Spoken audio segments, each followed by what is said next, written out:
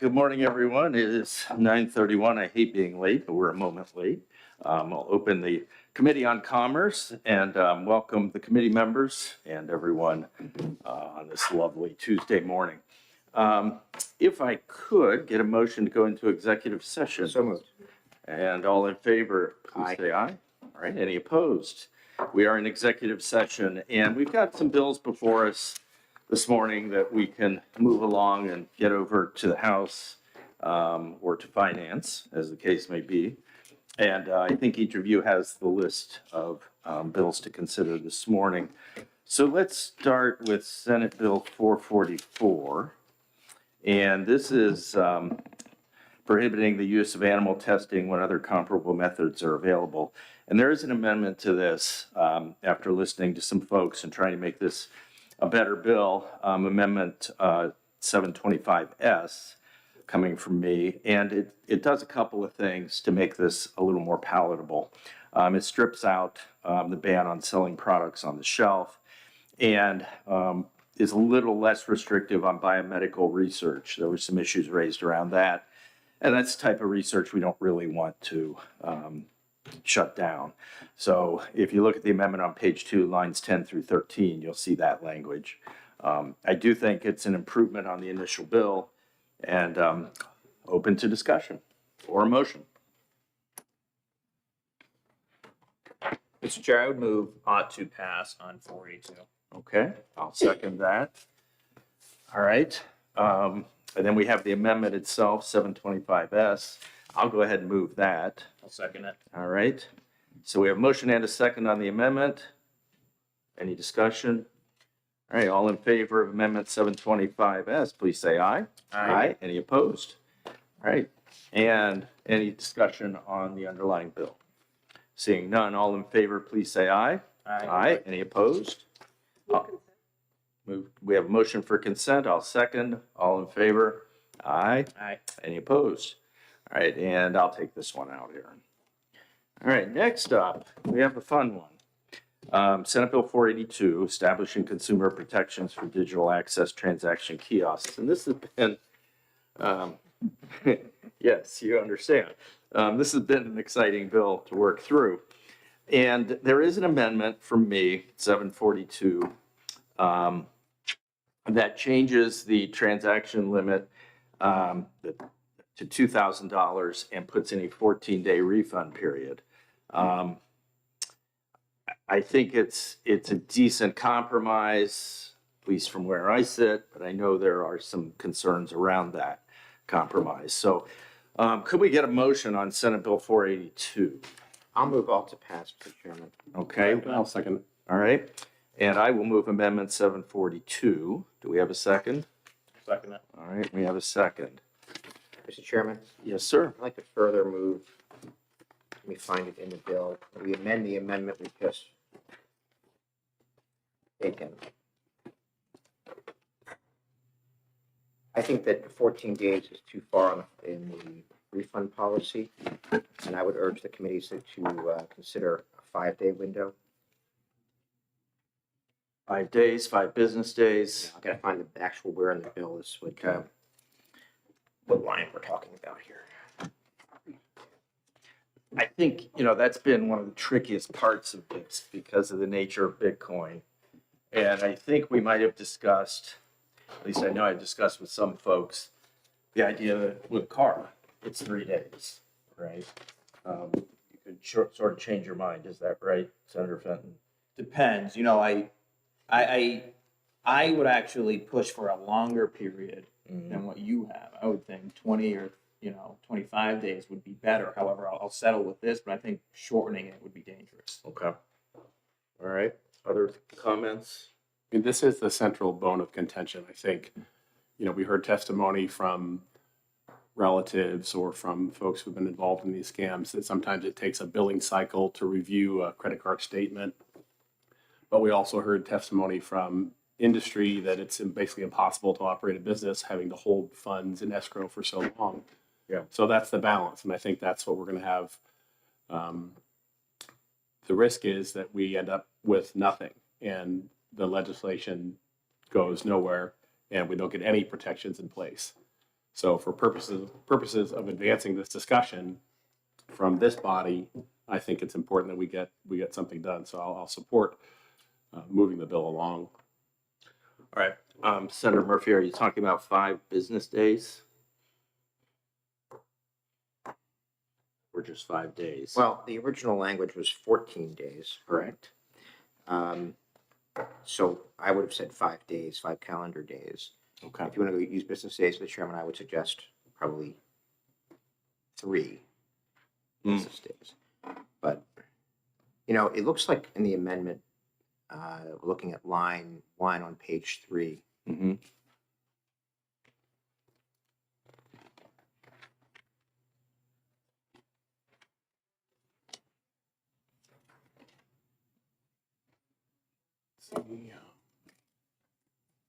and I'd like to be clear, Mr. Chairman, if I may. Of course. I don't like the bill. I don't like the bill with the amendment. I don't like it without the amendment. The amendment, if we can amend the amendment,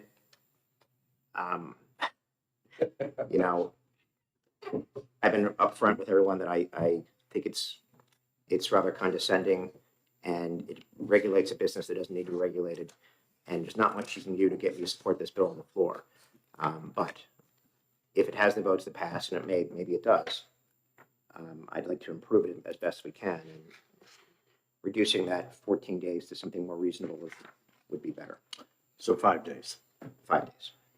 All right, so that would be a committee amendment to the amendment, right? Yeah. Senator. I hear my colleague. I want higher, he wants lower.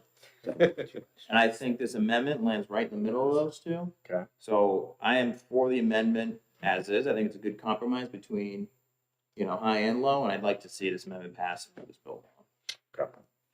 All right, Senator Reardon. Thank you, Mr. Chair. I believe the reason this bill is before us is because we have citizens in New Hampshire, and plenty of them, Yeah. who are feeding money into this machine that they will never, ever see again. And I think business oftentimes works around what it takes to protect the vulnerable while at the same time they're doing business. I think 14's a little long, but I would rather err on the side of protecting the consumer. Appreciate those remarks. Further discussion? All right, so in terms of procedure, committee amendment first, then the amendment, then the bill. All right. We need a second.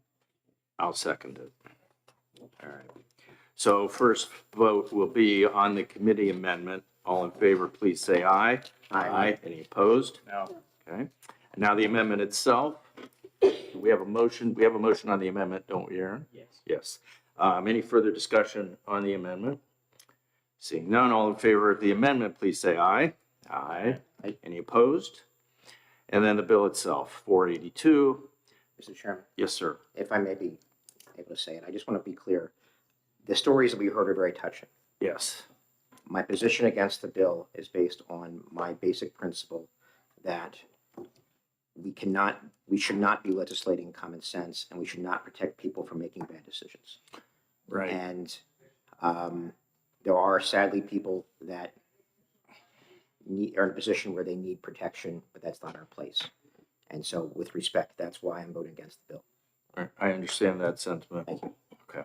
Any other discussion? All right, we have a motion and a second. All in favor of Senate Bill 482, please say aye. Aye. Any opposed? No. All right. Move consent, Senator Murphy? I don't think there's a point in me objecting. So I will not object to consent. Okay. All right, so we have a motion for consent. And a second. All in favor of consent, please say aye. Aye. Aye. Any opposed? All right. Thank you for that. Would you like to? Sure. Okay. Senator Reardon, we'll take it out. Thank you. We have 509 on the list. We already passed 564, which accomplished the same thing. So I'm going to suggest we hold this just in case there's something that comes along. We might be able to use this. All right. Now, Senate Bill 523, establishing the registration and oversight of builders.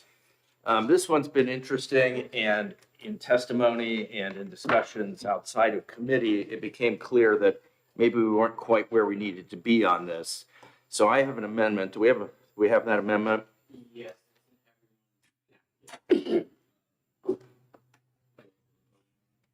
And It's not an official, it's not an official amendment. a committee amendment, all right, because it hasn't been through OLS yet, since they were closed yesterday. But what it does is create a study commission that will explore this issue, and then next year put us in a better position to bring legislation forward. So I'd like to move the committee amendment, and we have a second on that. Any discussion? All in favor, please say aye. Aye. Any opposed? All right, very good. Now, the bill itself, Senate Bill 523. We have a motion and a second. No. No, we don't? Yeah. Oh, Move out to pass as amended. all right, and I'll second that. All in favor, say aye. Aye. Any opposed? All right, I'll move consent. Second. And all in favor of consent, please say aye. Aye. All right. Aye. Very good. I'll take this out. Yep. All right, 669 is coming up today. So we'll see. Maybe we should have a Yeah, we'll see how that goes and take it from there. So we are just about at time, so in 2 minutes we will get started, and I'll hand the gavel to Senator Murphy while I introduce the bill. 565? Yes. She's not here. No, she's not. She's in Are you still gonna introduce the bill? 565? Yeah. Yes.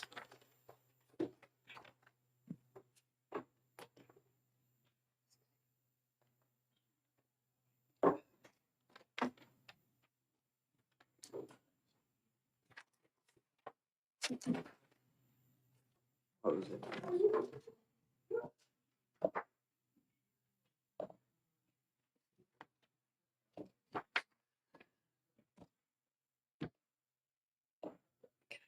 Did you see?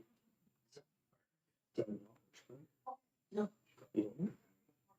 To my personal or About Pete Buttigieg? no? Wow, he's gonna be in Concord. You're not on the Hirsch story. What's your person? HON, TGR, TGR, Buttigieg is coming. yeah. All right, guys ready? It being 9:45, I want to open the hearing on House Bill 565 and recognize in lieu of the prime sponsor, Senator Dan Innes. Welcome. Good morning, Mr. Vice Chair, members of the committee. I'm Dan Ennis from Bradford, New Hampshire, representing District 7. And I'm here to introduce House Bill 565 on behalf of Representative Nodder, who could not attend today's hearing. This bill would allow individuals under 21 into veterans clubs, private clubs, and social clubs if they're accompanied by a parent, legal guardian, or adult spouse, or if they present a valid military identification card. Representative Nodder introduced this bill because there have been instances where there are events at the VFW and she could not go inside with her kids because they're under the age of 21. This bill simply allows individuals to attend special events at the VFW or other social clubs with their children. Thank you for listening to my testimony. I'm happy to answer any basic questions the committee might have, but I believe Representative Mooney behind me can carry this a little further for us. Thank you, Senator. Any questions? Seeing none. Thank you. Very much. Chair recognizes Representative Mooney.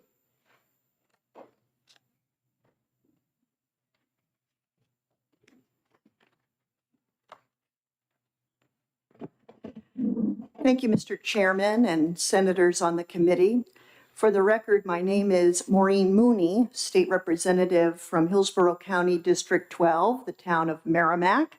I am a co-sponsor to House Bill 565, and I support passage of the bill.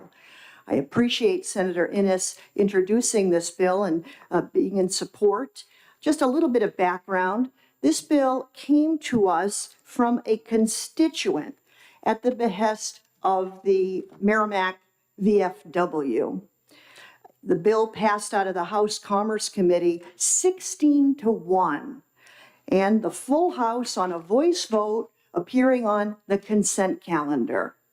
In sum, just to review again, the bill amends veterans clubs, private clubs, and social clubs to allow those under 18 where liquor is sold in any room, if accompanied by a parent or guardian. That parent or guardian then has to sign in the minor and list their age. There is an exemption, and this is where the House Commerce Committee helped to sharpen the language. The exemption is if a person is under 18 but has a valid military ID card. In that instance, they don't have to be signed in. The bill is a clarifying bill. This situation is in real time. It comes up, and those at VFWs and other veteran clubs and so forth have to deal with this, so this will be extremely helpful. The bill also changes the minimum age from 18 to 21 for those allowed in rentable rooms when beverages are served. The effective date is 60 days after passage. Two more notes on this bill. This bill is consistent, will make everything consistent within cocktail lounge law, which is RSA 178:22, and the restrictions for guests in these clubs and lounges still applies under current law, and that is a max of 4 guests per member signing in, having to sign in if being a guest. So with that, I hope it was helpful to really clarify what this bill does and to emphasize the need for it. And I would encourage you all to vote ought to pass House Bill 565. Thank you, Mr. Chairman. Thank you, Representative. Any questions? See none. Thank you very much. There is no one else signed up to speak on House Bill 565. Is there a member of the public who wishes to speak? Seeing none, I will close the hearing on House Bill 565. And we will have, All right, could we Motion take for exec, a motion to come into executive session? And a second from Senator McGue. All right, move on to pass on. we have a motion of ought to pass. second. And a second on House Bill 565. Discussion. All in favor, please say aye. Aye. Any opposed? I'll move consent. Second. All in favor, please say aye. Aye. Any opposed? All right, very good. Is there anyone who'd love to take this one out? Take it out. Senator McGue, you got it. Oh, Senator Murphy, I think. You want it? Sure. Okay. I'll try. We'll give it to I you. mean, it's on consent. This is going to be. I know you're not going to have to It's take a it out, formality. but yeah, okay. All right. Very good. Motion to come out of executive session. All right, and a second, please say aye. Aye. All right, we are out of executive session. Our next hearing will begin at 10 a.m. I'm just. 669. Take it out because Yeah. I'm done. Doesn't matter.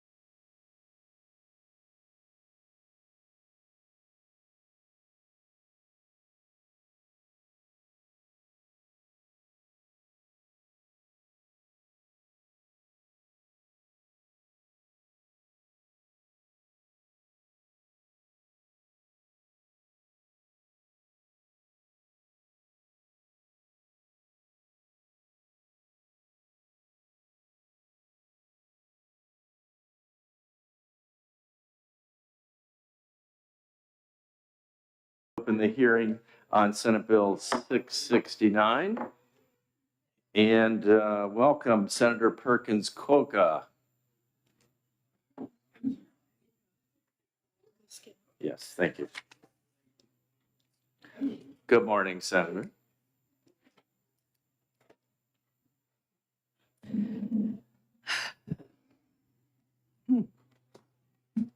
Ready for me? Yes, ma'am. Okay.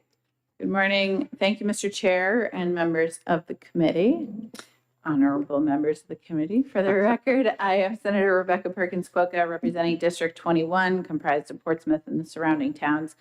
I'm here to introduce Senate Bill 669 FN relative to on-premises licenses for licensed barbershops and salons. This bill was a request of a constituent and a small business owner, Nathan Riggs, and he is here today to tell us about it. This bill seeks to tweak last year's SB 87, which originally envisioned controlled cocktail service in barbershops and salons. As it made its way through the legislature, it sort of became a different bill and was replaced with a complimentary service permit for $100 a year. So this bill is introduced because the small business owners don't necessarily want to pay for a permit that prevents them from generating any revenue from alcohol service, but it comes with the same oversight. And so what we're trying to do with this bill is make sure that it's limited to 1 drink per client per visit, offering customers sort of, complimentary, or offering customers a beverage, and not necessarily like creating any loopholes in the regulations for anything beyond that intent. So the Liquor Commission, I know I just had a brief conversation with them, are here. They'd be in charge of enforcement. I think there's some conversation around the reporting that might be helpful to all parties involved. But essentially, we want to support our small businesses being able to take advantage of this program, make sure that we can sort of create spaces where our small businesses can sort of thrive in their vision and also be safe and make sure that we are protecting public safety at the same time. So with that spirit in mind, I'm happy to take any questions and ask for your support. No pun intended. Hello, Senator. Thank you. I'm comparing the bill against the current statute. What does the bill allow a business owner to do that he or she isn't allowed to do now? I think that there's always been a practice of sort of like, I know when I went to my hair salon, she'd be like, hey, do you want a glass of wine? And so that informal practice was intended to just kind of be protected in statute with SB 87 last year. Because SB 87 kind of took on a life of its own over in the House. This bill just intends to essentially revert to that traditional practice and again, just kind of protect it in law. Follow up. The RSA already says the commission may issue a license to a business currently licensed through the Office of Professional Licensure as a salon or barber shop to serve one alcoholic beverage. Mm-hmm. So if they can already get the license for $100 to serve a beverage, what does the bill do other than raise the fee? And I'm on here as a co-sponsor, so I supported the bill. Yep. I just want to make sure I know what we're doing, because they can already get the license to serve the alcohol. Yep. 1 drink. Yep.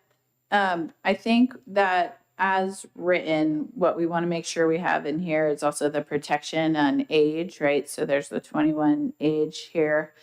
And the training is incorporated, but I think that more importantly, we just kind of want to make clear that the intent here is not to be opening some sort of other commercial operation, right? But again, to just sort of, I agree with you that the language here sort of seems to largely follow what's in statute, but I think that bringing in these other provisions allow these businesses to sort of balance that public safety piece under their license with current practice. And I don't know if that fully answers your question, so I'm also going to let my constituents speak to it as well. Any other questions? I have one. Yeah. And this is a legitimate question. Yeah. If someone's getting their hair colored, how long does that take? Because I'm keying in on the one drink, right? Yes, And yes. and I know that sometimes you can be in a salon for an hour or more, Yes. right? And yeah, here's one glass of champagne. Now sit under this thing. Uh, so legitimate question. Well, it depends. Do you have my amount of hair or your amount of hair, Senator? Yours. Yeah. Yeah. I mean, Should I color maybe? it usually takes me about an hour to get my haircut, but I think my constituent might be best positioned to answer that question for you. Okay, all right. Thank you, Senator. Appreciate it. All right. All right. Nathan Riggs. Thank you, guys. Please join us.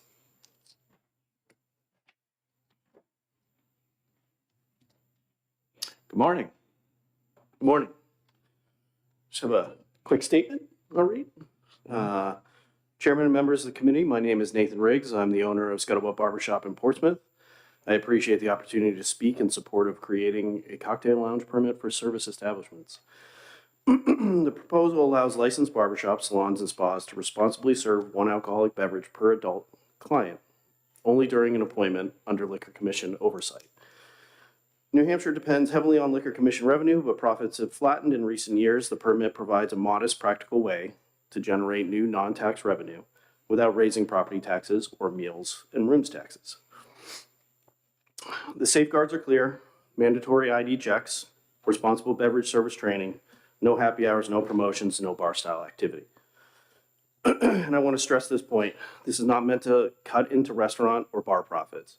These are appointment-based businesses, not nightlife revenue or venues. In fact, the goal is to enhance downtown activity and encourage clients to continue their evening at local restaurants after their service. This is a responsible revenue positive modernization that supports small businesses, the state, and local economies. Thank you for your consideration. Okay. Questions? Senator Mercer. It's more a statement. I just want to make sure you know that the law already allows you to get a license to do this. It does, but it does not allow us to sell that. So that's where the revenue part comes in. So we get it's a $100 fee a year, and then we just give it away, but we still maintain the oversight and have to possibly get insurance costs that possibly raised on us if we do this. So the adoption rate would be probably nothing. I mean, you're talking about a low adoption rate, so that $100 doesn't really even fit the bill. So, Thank you. All right. Other questions? Thank you, sir. Appreciate it. thank you. The Liquor Commission is here and would like to speak. Good morning, gentlemen.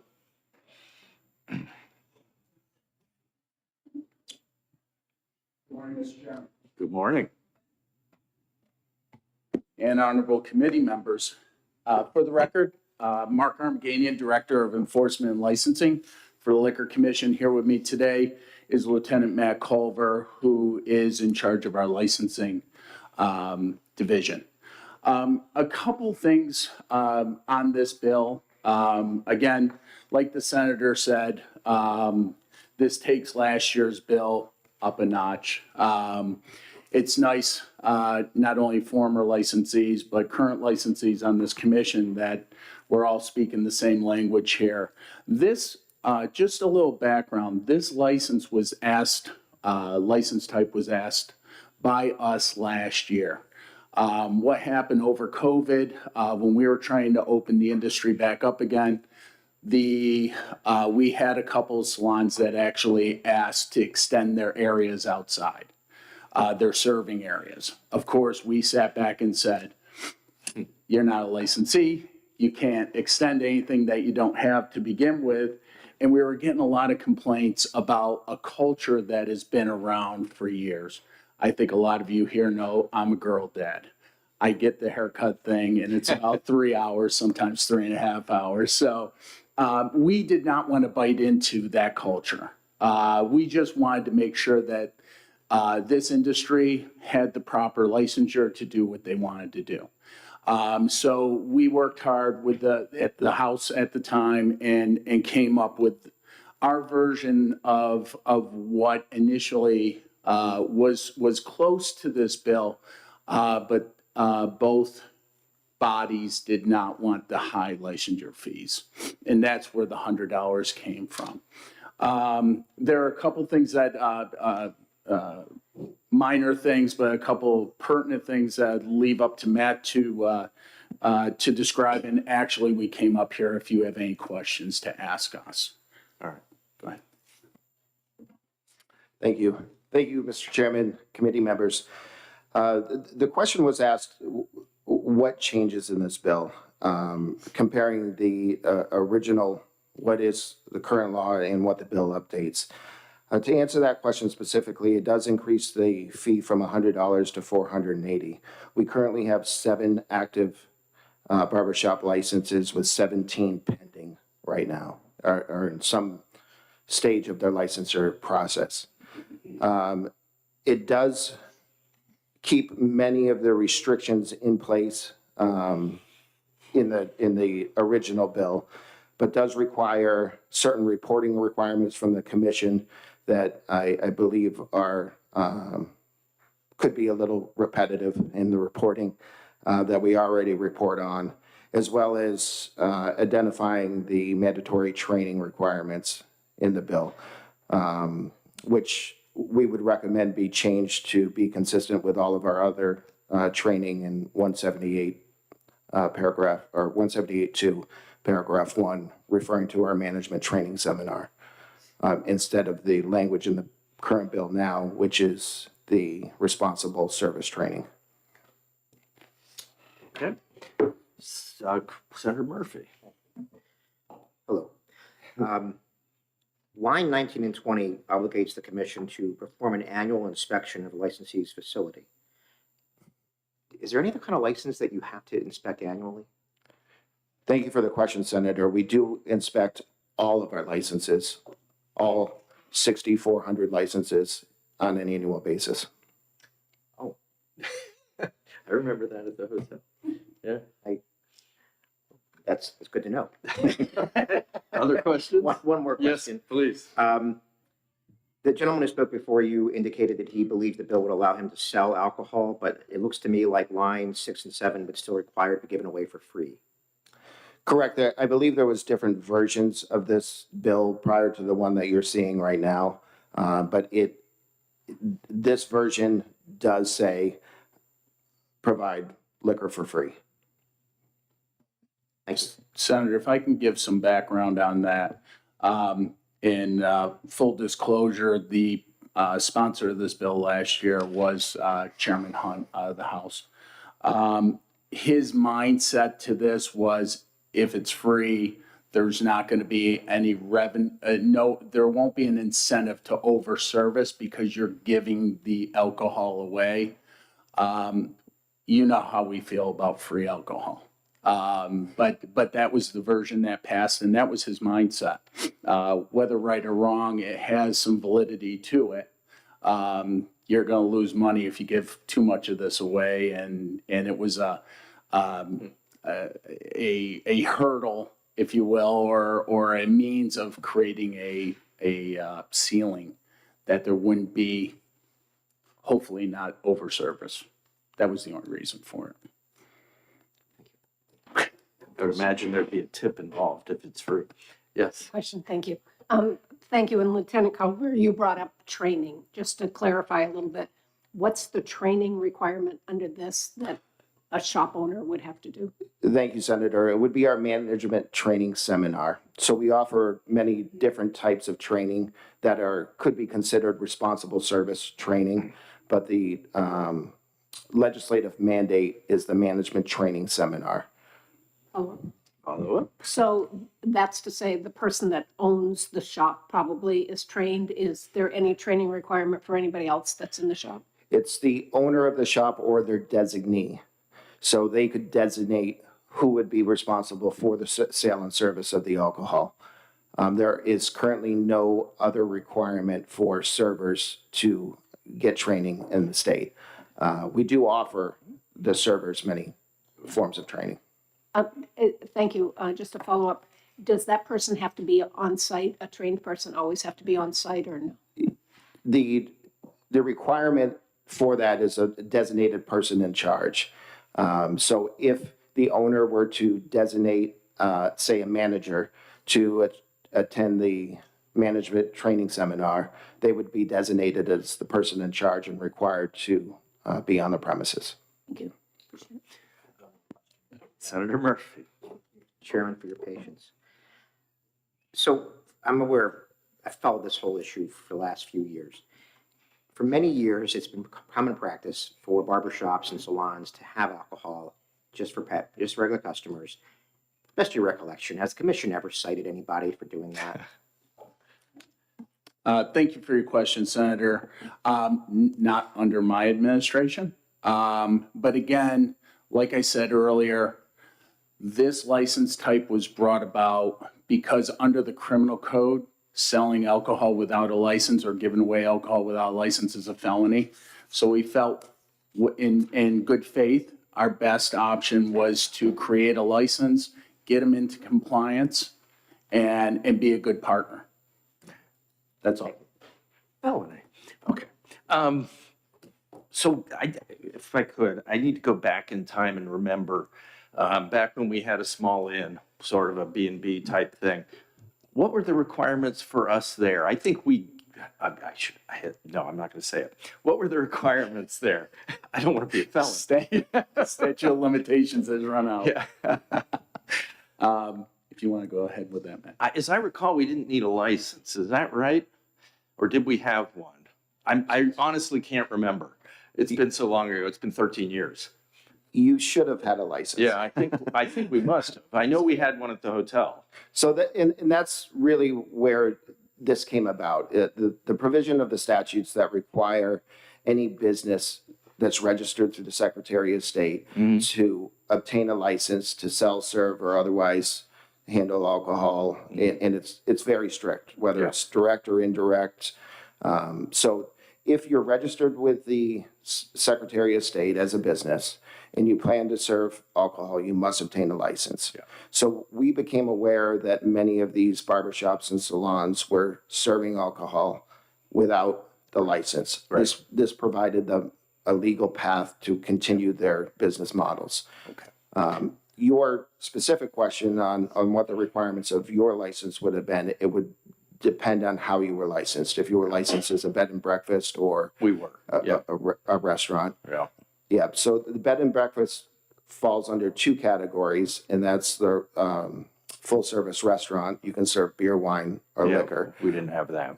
Okay, so it was. We just had beer and wine, as I recall. Yeah, so the beer and wine. And those are much, they don't have as many restrictions because you're just serving beer and wine, not the implementation of spirits. And that's sort of where I was going, because I remember it wasn't onerous at all. It was really easy to do. Working with you guys was great. And I guess what I'm wondering is, is there a parallel here to what we're trying to do with the barbershops and salons to what we allow with B&Bs? And so this bill would allow cocktails as well, correct? That's correct. Yeah. Okay.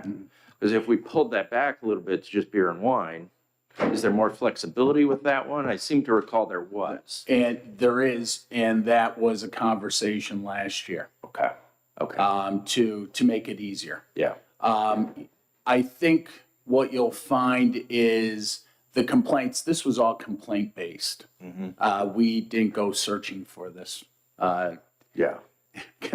Counter to what some people might believe, we didn't go searching for this. We wanted to be a good partner in this and get them up together I appreciate and up to speed with compliance. When that happened though, we did find as we get our ear closer to the ground, that there were some salons and barbershops that were acting as they were cocktail lounges. Yeah. And it probably is a misuse. As you all know, everything in our world is defined. Beverage means a malt beverage, not a soft drink. So I think sometimes cocktail lounge itself, the term is misused.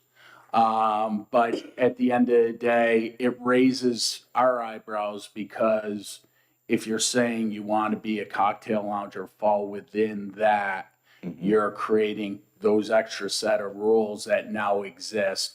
And the unintended consequences would be, I think, catastrophic at that point. You'd probably blow up, for lack of a better term, the whole system. Okay. Okay. Thank you for that. That's helpful. Any other questions? All right. Thank you, gentlemen. Appreciate you being here. And the final speaker I have on the list is Aubrey Friedman.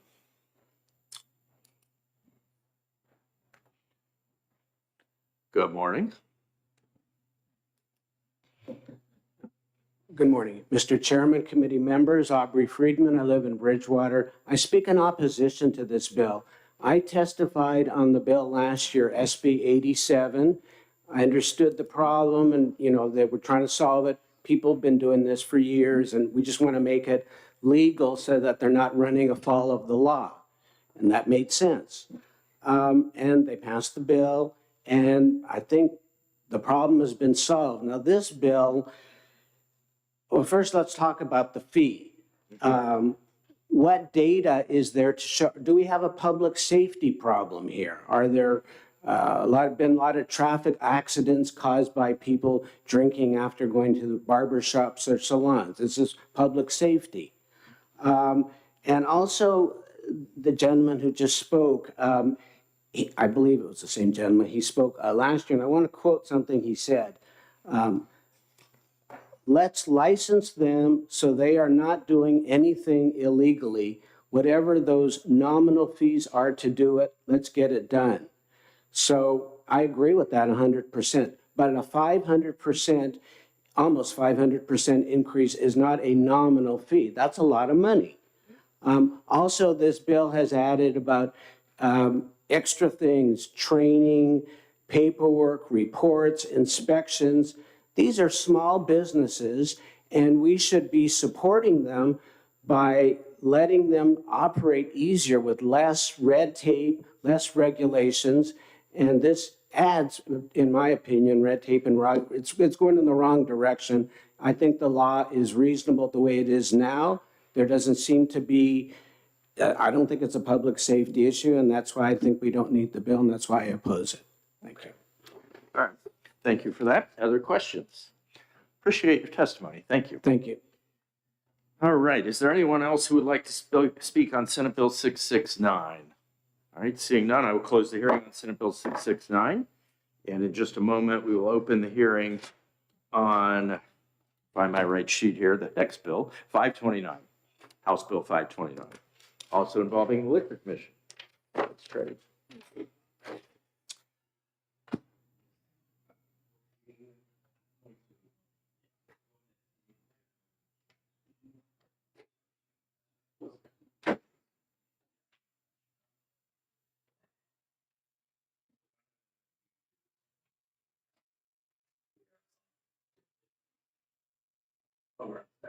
Yeah. Oh, there's still one thing? Yeah. Oh, no.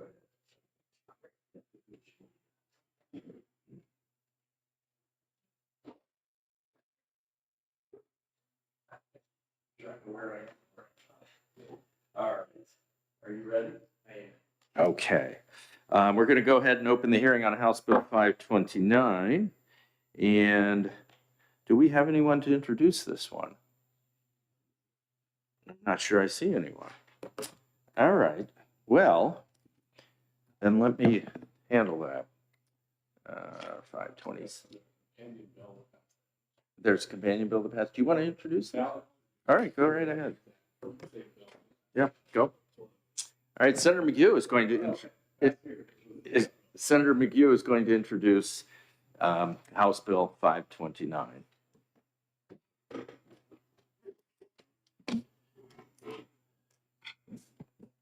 Thank you, Mr. Chairman. Good morning. This bill is relative to the Liquor Commission and deals with takeout liquor delivery as it was amended by the House. Originally, it was somewhat different, but as it came out of the House to us, it now is relative to takeout liquor delivery. So we passed very similar language out of this committee and out of the Senate dealing with that. So that's what this bill does. I'm sure the Liquor Commission will have some comments, so I'll leave it to them. All right. Thank you. Thank you, Senator. And I will invite the Liquor Commission to please join us again, Mr. Culver and Mr. Armaganian.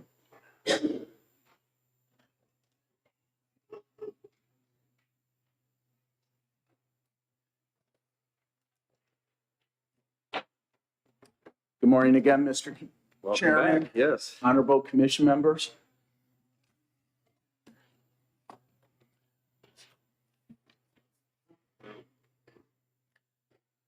Um, Ironically, full disclosure, we worked on this. We've worked with Senator McHugh on a similar bill. I think I've testified before you on another very similar item. Our grave concern with to-go has always been integrity seals. We believe that this, and I will say these bills, when they come before you, has actually approached this head on and literally has taken that concern away from us to make this more palatable. No pun intended, of course. For the operating public and our concerns with operation of motor vehicles, open container within motor vehicles. It follows an industry standard that is already utilized with the commercial sales of these products. All right, are there questions? So you're neutral on the bill, it's workable, you don't see any real issues? Okay. No, not at all, sir. All right. All right, thank you, appreciate. Mr. Culver, would you like to? No. Okay. You guys. We have a cleanup bill that's coming. All right, very good. Mr. Summers. Good morning, sir.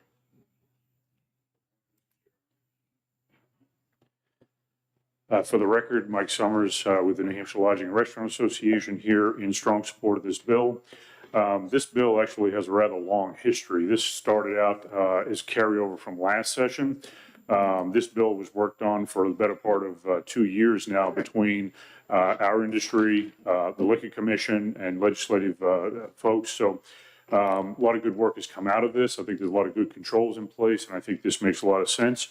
One thing that I would highlight is, in addition to the cocktails to go, but in section 1 there, lines 1 through 7, I guess, there was another issue that came out middle of last year, and we had asked the Liquor Commission to add this, work with us to get this language added, but they had let us know that under the current statute, a restaurant could not close and have a private party where it was rented all space.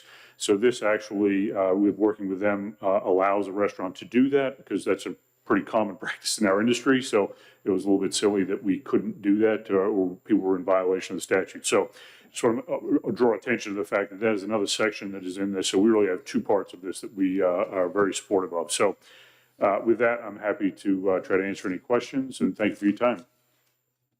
Thank you. Thank you so much. No questions from here. Actually, one quick question. This version, I haven't done a side-by-side comparison of this version as amended by the House and the version passed by the Senate for takeout. By any chance, have you?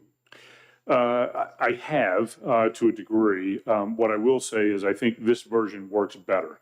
I think this is the one that the Liquor Commission got behind and has signed off on the various controls in place. So, for example, there's labeling requirements so that when you have your to-go cup with the integrity seal, it would have certain information listed on the cup so that they would have, as part of an investigation, they have more information to work with. So, I think this is the latest version, if that makes more sense. Thank you. All right. Thank you. Chief?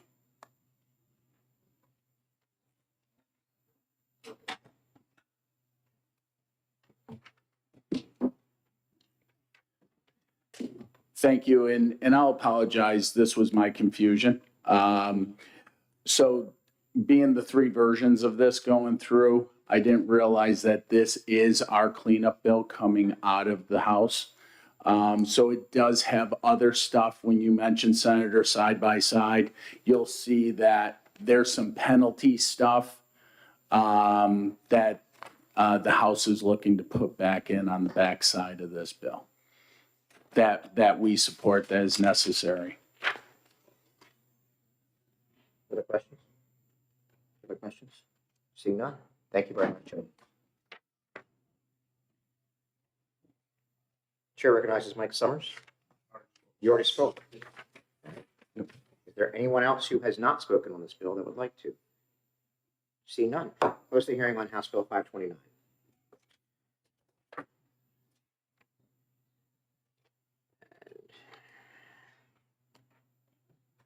We're right on time whenever you're ready, Aaron. Okay. It being 10:30, I'd open the hearing on House Bill 1168. Thank you.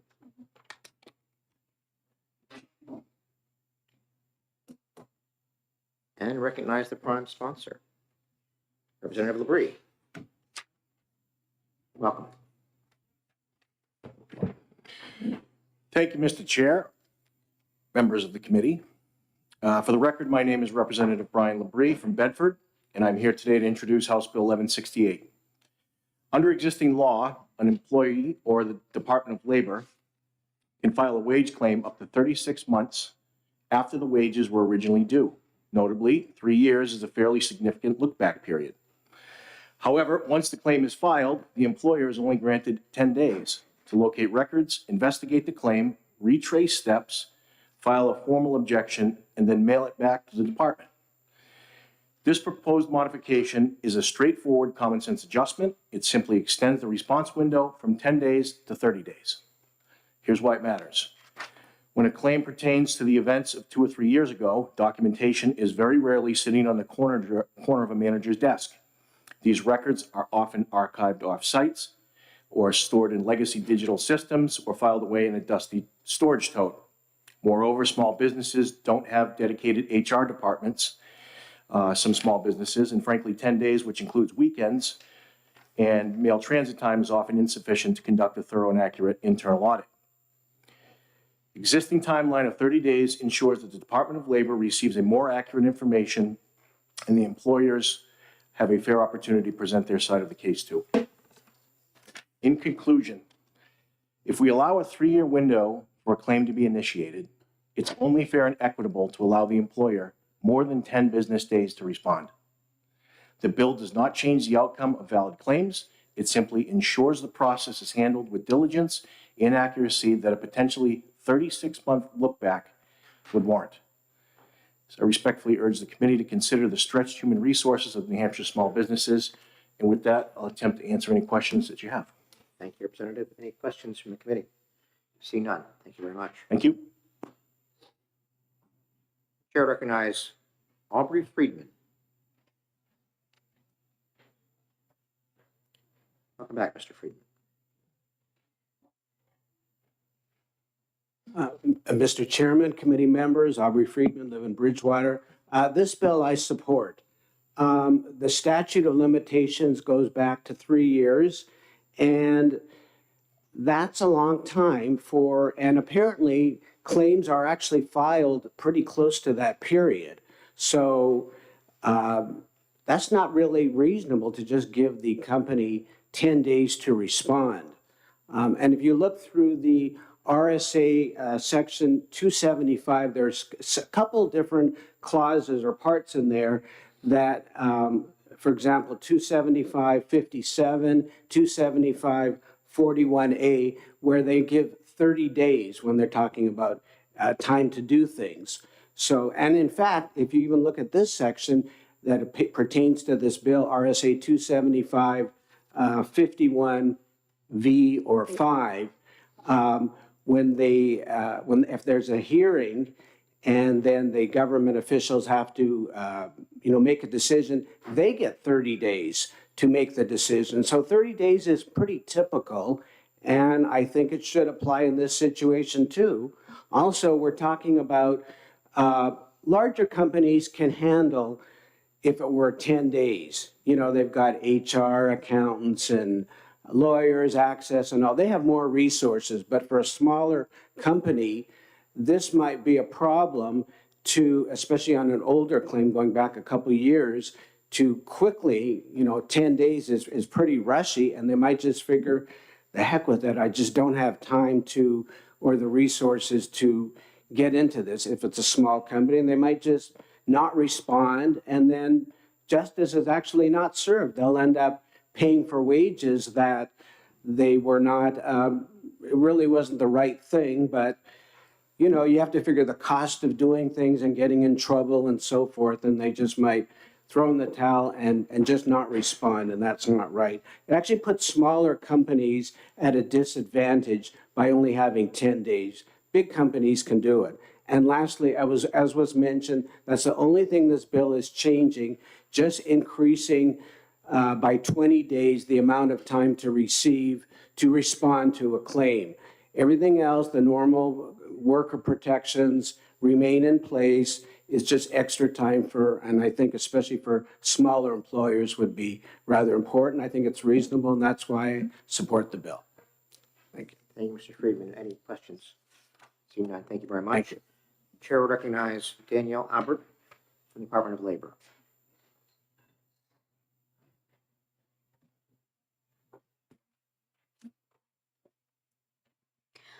Good morning. Thank you very much. My name is Danielle Albert. I'm the Deputy Commissioner of the New Hampshire Department of Labor. Thank you for having me here today. The department is neutral on House Bill 1168. We have reviewed the language that is proposed within the bill and believe we understand its intent. We believe that we can regulate it as written. Just by way of context, specifically as the department understands what this bill is doing, it is changing the time frame that an employer has to respond after receiving notification of a wage claim filed by an employee or a former employee from 10 days to 30 days, and that would be calendar days. Just for a point of clarification and by way of process, a wage claim is an action filed by an employee or former employee directly against their employer. That is a different process than what the department would term or call perhaps a wage complaint or a labor law complaint, which would potentially instigate or initiate a Department of Labor investigation. So this is an action that is brought by an employee against their employer. On receipt of the filing of a wage claim, the Department of Labor is mandated by statute to serve a copy of that wage claim on the employer. So what this is in effect doing is changing the response time frame from 10 calendar days to 30 calendar days for the employer to respond. So hopefully that's some helpful context to have, and I'm more than happy to answer any questions that you may have. Thank you, Ms. Albert. Any questions from the committee? Senator Magoo. Thank you, Mr. Chairman. Thank you, Commissioner Albert, for taking my question. So a wage claim, just to clarify so I understand, is unpaid, a claim for unpaid wages. The employee claims they did the work and never got paid. That is correct. Okay. How many of those do you get every year? I do not know figures off the top of my head, but I'm happy to get them for you. I can certainly run a query to see how many we received in calendar year 2025, if that's helpful. Is it 100 or 1,000? It's more than 100, but I don't know off the top of my head what it approximates. But I'm happy to get that data for you and follow up with the committee. Follow up. Thanks for taking my follow-up. And how long does it normally take to adjudicate that wage claim on average? Thank you. It's an excellent question. So from receipt, an employee can file the claim with the department. They can do so by regular mail, via email, or through an online portal that the department has. On receipt, the department then turns around and disseminates, most often by U.S. mail, as we don't always have information pertaining to an employer's email address on file, by mailing out a notification of that wage claim so that the employer can receive it, review it, and file their response. So that can take, dependent upon when they receive the mail, they have the 10 days from the date they receive it to respond. As soon as the employer has responded, the employee can request to proceed to hearing. So it can take anywhere from, if it moves very quickly, 20-ish days to 30 days, again, depending upon when the employer receives that physical copy of the notification of a wage claim. We typically schedule out onto the hearing docket 25 to 30 days out from the point when an employee specifies that they do want to proceed and go forward with a hearing. And I'll note, not every single wage claim results in an employee initiating the hearing process. Sometimes the claim itself resolves, or the parties have communication and the claim itself resolves. So not all proceed to hearing. So it can range, again, dependent upon when the employer receives the notification of the wage claim. Through this change, there will be an elongation of that process because now the employer is going to have an additional 20 days in order to file that exception or their response with the department before the employee can say, I do want to proceed and go forward in litigating the matter. One last one. Thank you for another question. Sure. In the response that they have currently have 10 days to provide, what is it that they have to send back? Just check a box that they object, or is there some additional information? Can they merely just say, I object, we want a hearing, or do they have to provide additional documentation or a full statement or? Yeah, it's an excellent question. So the way that the statute is crafted, the employer gets the 10 days to take exception to the claim. There's not anything specifically outlined or a form that they have to check off and return. Oftentimes what the department is receiving is some kind of written narrative explaining that they don't agree, they take exception, or they're objecting to the wage claim, and then they can insert whatever reason they have for taking exception to the claim. I mean, I will note there are instances when an employer will not take exception and will simply write back and say, we think we may need to pay this. And again, the claim can resolve before going to hearing. But more often than not, when there is an exception being taken to the claim, it's in a written narrative format. Sometimes the employers will attach supporting documentation if they feel like that's helpful. They're not necessarily required to. Any further questions? Seeing none, thank you very much. You're very welcome. Chair recognizes Mr. McAllister.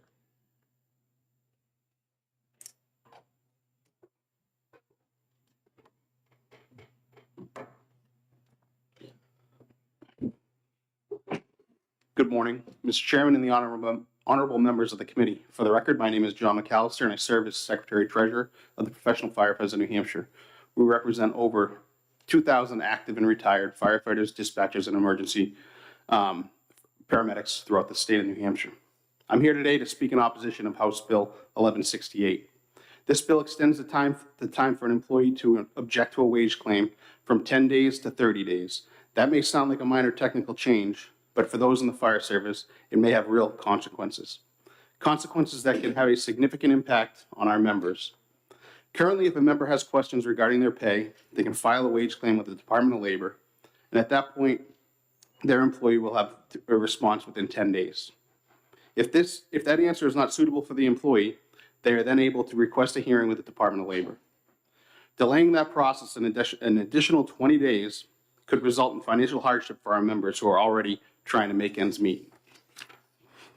The current language works and gives the employer ample time to decide, but most importantly, it moves the process along for a final decision to be made at a reasonable time for the employee who has been negatively affected by this. The new language proposed will not improve fairness or efficiency. It will just shift the burden and additional stress to the workers as well as drag the process out. A firefighter who may work an approved overtime shift or a mandatory callback, that pay is earned, it's not discretionary. Under this bill, the employer may have the opportunity to delay an additional 3 weeks by objecting without justification. For any new firefighter making between $50,000 and $60,000 a year, that delay can mean missing rent, a late car payment, or falling behind on utilities. That's not hypothetical, that's real life for our members. This bill weakens wage protections, plain and simple. For those reasons, the Professional Firefighters of New Hampshire strongly urge the committee to find House Bill 1168 inexpedient to legislate. Thank you. Any questions from the committee? The last person to sign up to speak on this bill is Mr. Reynolds.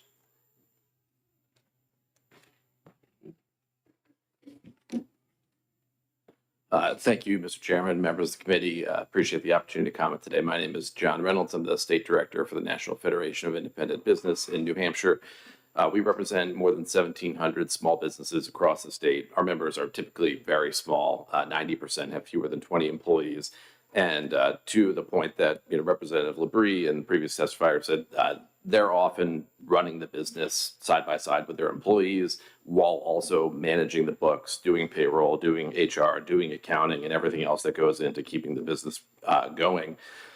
And while we appreciate that the Department of Labor has taken a lot of steps, I think in recent years, according to our members, to take a more collaborative approach to expedite resolution of enforcement issues, they do the 10-day timeline comes up often in conversations with our members as being just much too short to do the things that previous testifiers have talked about, which are gather payroll records that may be up to 3 years old from third-party providers, look at timesheets. In some cases, you might have employees who are working different roles throughout a day or the week.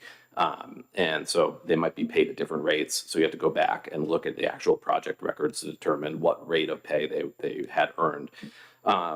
And I don't want to repeat everything that has already been mentioned. The only things I would add are that in addition to the 10-day timeline being sort of out of step with other provisions within Chapter 275 and hundreds of other instances for response timeline throughout New Hampshire statutes, it's also out of step with the normal timeline to respond to a civil complaint, which is 30 days. It's out of step with the U.S. Department of Labor's Wage and Hour Division's timeline to request a hearing, which is 30 days. And our hope ultimately is nobody wants to drag this out. If there's a legitimate problem, our members want to resolve it as quickly as possible. Giving them 30 days to actually dig in and find out what's going on will help them resolve it and hopefully get to a quicker resolution for everybody involved without having to necessarily waste department resources. So thank you again for the opportunity to testify. Thank you. Any questions from the committee? Seeing none. I'd like to ask if there's anyone else who did not speak at 1168 that would like the opportunity. All right, I'll close the hearing. House Bill 1168. Mr. Chairman.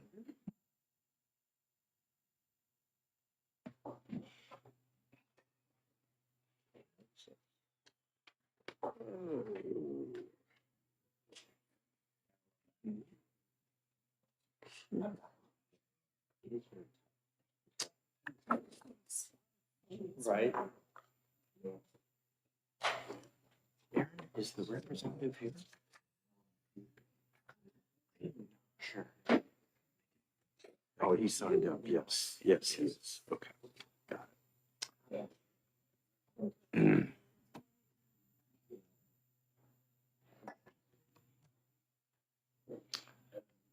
All right, as the sign says, we are on House Bill 1196, so I will open the hearing on the bill and invite Representative Drew to please introduce his bill to us. Good morning, sir.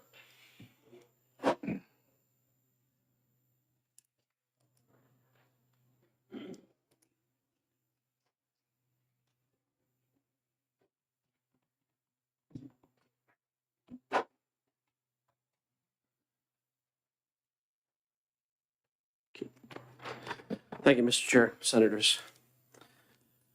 Economically and historically, subsidies are some of the worst things the government can do. Subsidies distort price signals, create market inefficiencies, foster government dependence, favor politically connected interests at the expense of the taxpayer, and create bureaucratic overhead. I'm here on behalf of the taxpayers today. This program, that the Housing Champion Program that HB 1196 repeals, is not a subsidy, as I originally thought when I started researching this bill. It's worse. It's a subsidy, a state-funded incentive to get cities and towns to subsidize politically favored projects. In some cases, it doesn't even pretend to be the little nudge that gets a project over the line into viability. It pays off the cities after the projects are complete. I am not alone in my confusion. The statute is not clear about what exactly the program does. What little media reporting was done in regard to this program simply assumes the program is a subsidy. I direct your attention to the 2 Manchester Inklink articles I linked in the supporting documentation that I've handed out and also emailed to you. The first article talks about expanding the 231 Merrimack facility in Manchester from 16 to 30 units. I went and looked at this building, and that clearly isn't going to happen. The building already has 16 400 square foot units. There isn't room for more without major construction, for which I could find no plans. That article linked to an article from 2 months earlier. The very same facility had received $250,000 in opioid abatement funds to expand the facility from 16 to 30 beds, which makes a lot more sense, but is not housing development, at least as most people think of it. If you then read the BEA funding request letter to the governor and the executive council on the housing production municipal grants, two things quickly become clear. First, this money was paid based on the number of subsidized units already built. It appears, in fact, that it is the completion of the projects that triggers the payments. Second, the housing production municipal grants are essentially free money. I quote, "Municipalities receiving HPM grant awards have already satisfied all grant requirements at the time the award is made. Therefore, there are no ongoing grant requirements to which the municipalities must adhere and no programmatic restraints on the municipality's use of grant funds." I believe that's why Manchester was able to use the grant funds to support what is, no doubt, a worthy cause. But it's not the construction of additional housing. I'm not even throwing shade at my own city. The state offered them free money for doing what they were pretty much already doing, and I can hardly blame them for taking it. Next, the program apparently was in violation of the statute which created it. RSA 12-0:71, paragraph 7 states that the department must submit a yearly report detailing the program before November 1st, starting in 2024, and that once submitted, the report will be posted on the department's website. As far as I've been able to tell, these reports were not submitted. After I brought this up at the House hearing of this bill on January 20th, the BEA created both yearly reports dated January 30th, submitted them, and posted them on their website. This lapse occurred while the program was apparently staffed with 3 FTEs at a total cost of $316,000 per year. The fiscal note further says that these positions were funded by the program, but that the $316,000 would lapse to the general fund if the program were repealed. I'll also note that the program has been running since July 1st, 2023, and is expected to run into fiscal year 27, which, if I'm interpreting the fiscal note correctly, means that the state has paid more or less $1 million, or 20% of the total award, for the 3 positions simply to manage it. How much the program is paying just for administration is not made clear in any of the reports. I think smarter people than me realized last year that this program wasn't viable, which is why it didn't get additional funding in last year's budget. Continuing as we are now, with the program unfunded but still costing us $300,000 a year, is irresponsible, and I think we should end it and save the taxpayers' money. Thank you. And I'll take any questions and do my best to Questions for the answer. representative. Senator Fenton. Thank you for being here and taking my question. This committee, we hear a lot of housing bills, and I'm sure you've heard it too. Our constituents say it. Housing is the #1 issue in New Hampshire right now, and building houses and trying to generate housing for workforce housing. Do you see this being replaced with something, or you just think we should get rid of this tool altogether? I believe we should get rid of this program altogether. It's my belief that the state has the idea that workforce housing is what people want, and I'm not sure that that's the case. I believe it's much better left to the market to decide what sorts of housing gets built, rather than have the state say, yes, this is what we are going to subsidize so that we get more of this particular type of housing. Thank you. All right, any other questions? Thank you, Representative, appreciate it. I'd like to invite DJ Burke from the BIA to please join us.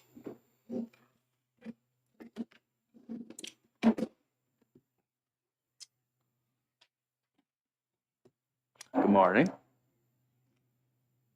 Morning, Senators. My name is DJ Burke. I'm here on behalf of the Business and Industry Association of New Hampshire, State's Chamber of Commerce and Manufacturing Association. I'm here today in opposition to HB 1196. Addressing our state's housing shortage is a top priority of the BIA. And we believe it's one of the key factors that remains limiting to our state's economic growth. More than 4 out of 5 of our business leaders in the state cite housing availability and labor shortages as their top concern. And while progress has been made on this issue, we believe there's still a lot of work to be done to address what is our state's key issue for many people. BIA was in support of the Housing Champions program when it first was passed, and by all available metrics, it seems to be working. Of the state's 28 housing champion communities, in 2024, they permitted over 2,600 new units for construction, which is just short of half of the state's total additional permitted units per BEA. The communities, these are communities making voluntary changes to their local regulations to allow for greater supply. And we believe that it's not it's not the proper time to roll back this program, which again, we think is working. We think it sends the wrong message to the business community. As I said, these businesses are looking for solutions to this issue. It sends the wrong message by repealing a program that is working. We believe the BEA has done a great job administering this program, and hopefully additional funds can be made available when the time is right. But the program can also be altered in the future if challenges shift or we have different needs, and that remains a viable option. Just also like to note that we appreciate Governor Ayotte's support for this program, and we'd like to note as well that the program has broad support, not just from the BIA, but from the Housing Supply Coalition of New Hampshire, from local chambers, as well as numerous different business groups within the state. And for these reasons, we would ask you to oppose HB 1196. And if you have any questions, I'd be happy to answer them. Questions? Seeing none, thank you. Thank you. Appreciate your testimony. The Municipal Association, Margaret Burns.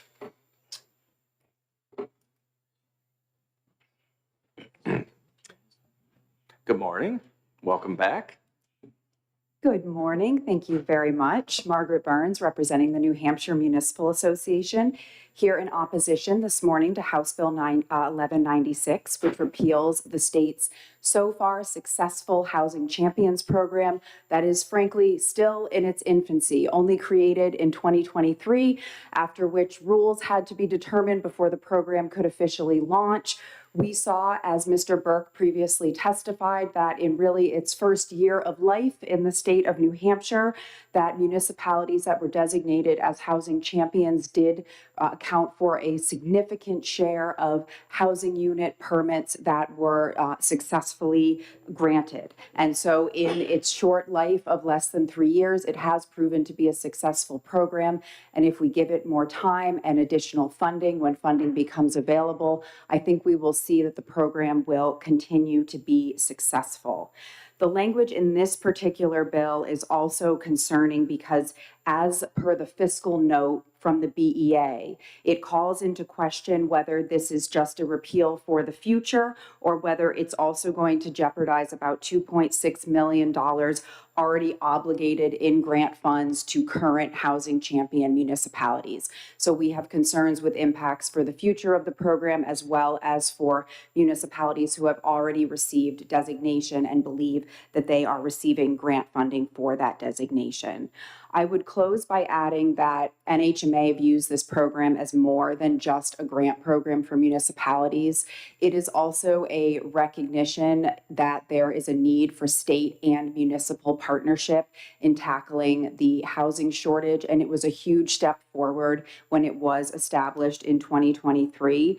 And I believe it's also a recognition that increasing population and density in municipalities does have a cost, and the state is making an investment in that cost by helping to support municipalities in supporting efforts that will produce more housing, whether it's housing in general or whether it's housing that meets the definition of workforce housing. It is also odd to hear it referred to as a subsidy. Again, I would encourage you to see this as an investment. The state has made very clear that its top priority, probably its number one priority, is housing.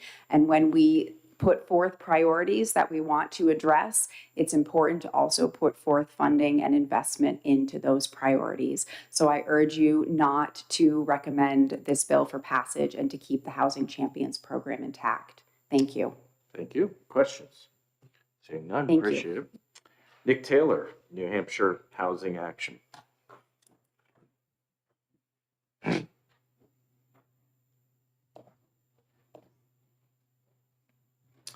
Good morning and welcome.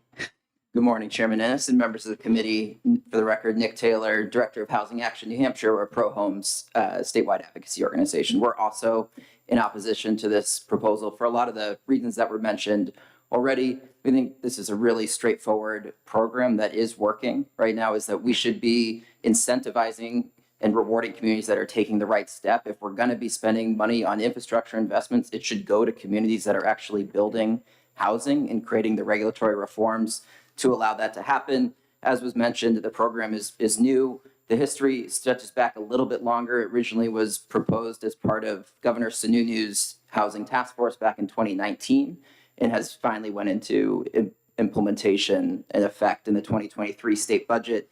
I think a couple of things that I just want to call some attention to, as Mr. Burke mentioned, 45% of all building permits were happening in Housing Champions communities right now. And so we would be the first folks up here if folks were not actually building housing to say this needs to be reformed. On the BEA report, which is one of the handouts that is we passed out there, on page 4, you can see the list of regulatory reforms that communities have made to get the Housing Champions designation. So not only are they taking steps currently, they are relaxing their regulatory environment to allow for more housing long-term, which is very exciting for us to see. So we appreciate the bipartisan group of senators who have already raised some concerns. Chairman Ennis, appreciate your comments as well and some public reporting around this, as well as the governor's comments raising concern about the repeal of this program at this time. So happy to answer any questions. Are there questions? Seeing none, thank you very much. And the Realtors, Josh Greenwald is here on their behalf.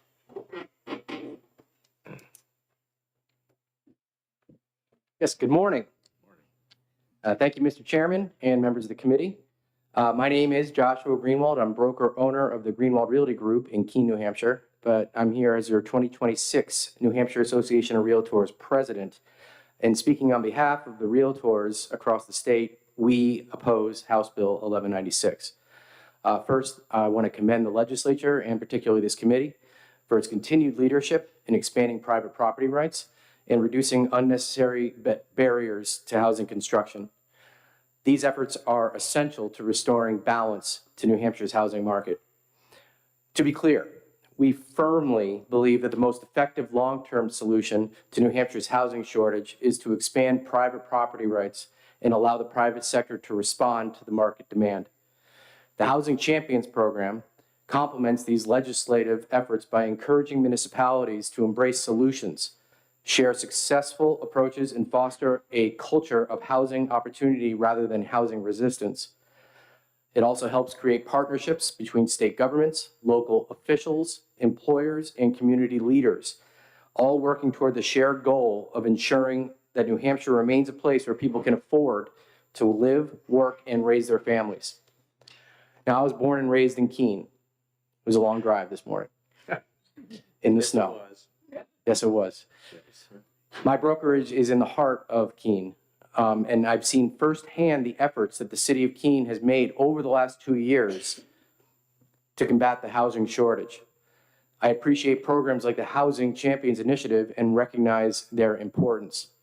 So I've sat on Keene's zoning board, on assessing board, and I've developed properties over the last 20 years in Keene.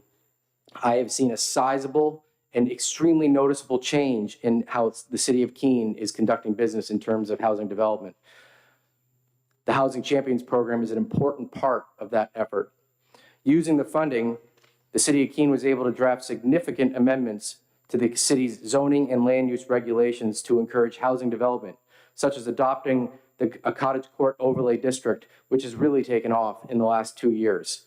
I'm representing people right now that are about to do 18 units in Keene, thanks to the efforts from the city of Keene to allow developments like this to occur. And we hope that this continues across the state. We're also able to provide educational training for board members and community stakeholders, such as real estate professionals, builders, architects, engineers, and others to keep them informed of the latest building code and zoning changes. This program encourages housing production, which is imperative to improve affordability and keep New Hampshire in good supply of housing while respecting local interests and private property rights. The Housing Champions Program is an important part of ensuring New Hampshire's continued economic vitality and long-term prosperity through more housing opportunities for workers, families, and businesses. NHAR urges this body to continue the good work done. For these reasons, we respectfully urge that this committee to preserve the Housing Champions Program and oppose HB 1196. I'm happy to answer any questions you have about our thoughts at NHAR or anything about Keene. All right. Are there any questions for Mr. Greenwald? Seeing none, thank you for your testimony. Thank you for your time. Appreciate it. Is there anyone else who would like to speak on House Bill 1196? Seeing none, we will close the hearing on House Bill 1196.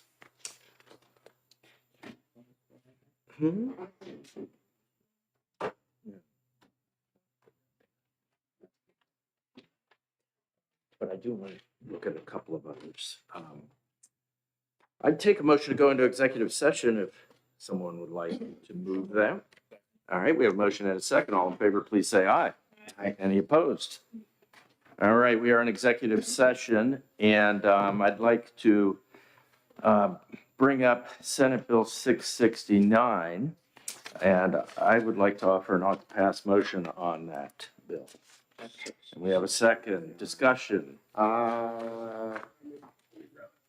Yes. Mr. Chairman, I spoke to this prime sponsor out in the hallway after this bill hearing, Mhm. and we believe there's an amendment that's required for Senate Bill 669. I'd like to hold that, if I may, until the next meeting. Is it a complex amendment, or could we do a committee amendment? It's complex enough that I don't think we can do a committee amendment. All right, I respect that. So I'll withdraw my motion. And I'd like to ask the committee if you'd be interested in taking a look at, which one was it? House Bill 565. I'll make a motion about to pass on that one. Second. And we have a second. I thought we already did this. We did that? We already passed that one. My bad. I'm sorry. I need more of this stuff. Okay. 529? I know. Do we want, what's that? 529? 529. Okay. Do we have a motion? I'll move all to pass. Do we have a second? We have a motion and a second on 529. Any discussion? Seeing none, all in favor, please say aye. Aye. Any opposed?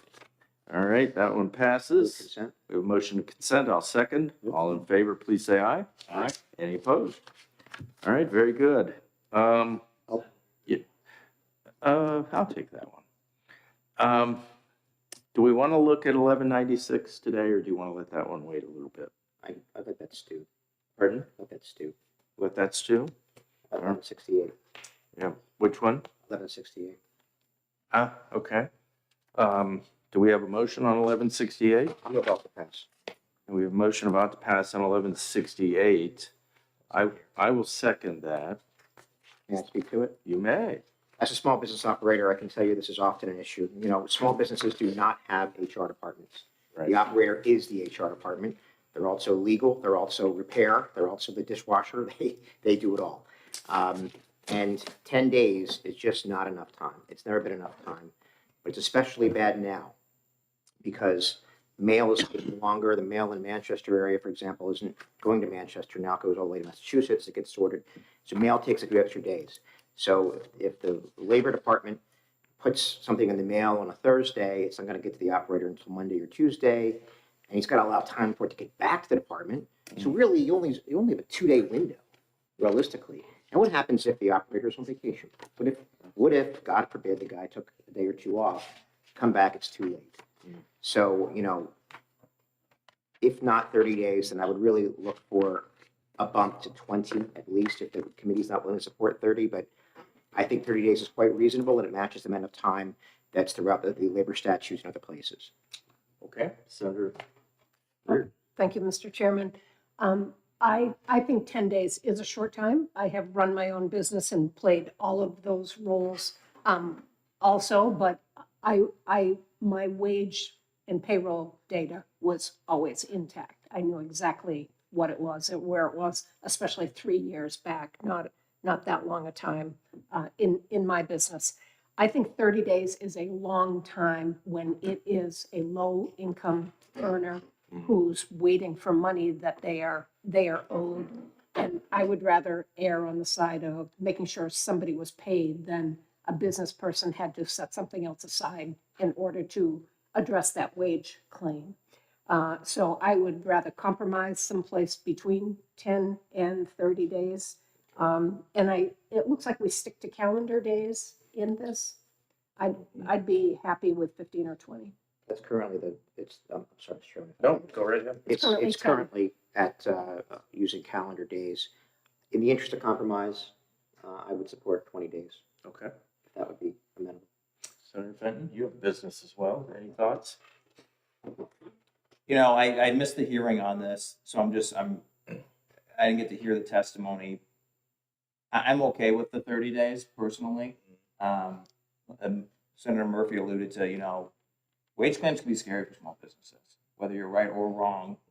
And 30 days gives a lot of opportunity and time for that business to address this. And there's also a lot of false labor claims as well that small businesses deal with disgruntled employees and things like that. So, you know, to put our small businesses on the best foot, I'm fine with 30 days, but if you want to compromise to 20, I'll also compromise to 20. Okay, appreciate that. Other comments? Yeah. Can I also Yes. just note, I think the Department of Labor made it clear that a comprehensive answer isn't required and that you're going to check the box, that you dispute it, maybe make some notes, but there's an opportunity for hearing if you do that. Okay. Any other thoughts, comments? So we're looking at a committee amendment, correct? To change it to 20 days. All right. So we, I just need a motion. yep, we need a motion on the committee amendment. Senator McGee moves it. I'll second it.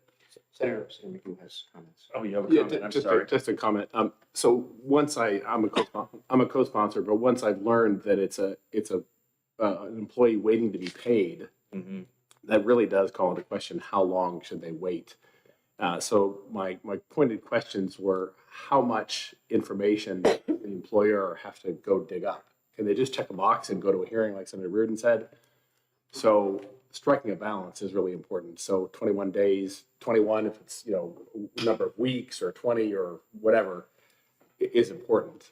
So striking a balance, I think, is pretty critical here. So whether it's 14, 21, somewhere in there, I think is pretty critical. So I'll support some kind of compromise like that. So you'd support 20 days. Can I take that as a Sure. motion for the committee amendment? So All moved. right, and I'll second that. All right. All in favor of the committee amendment, please say aye. Aye. Any opposed?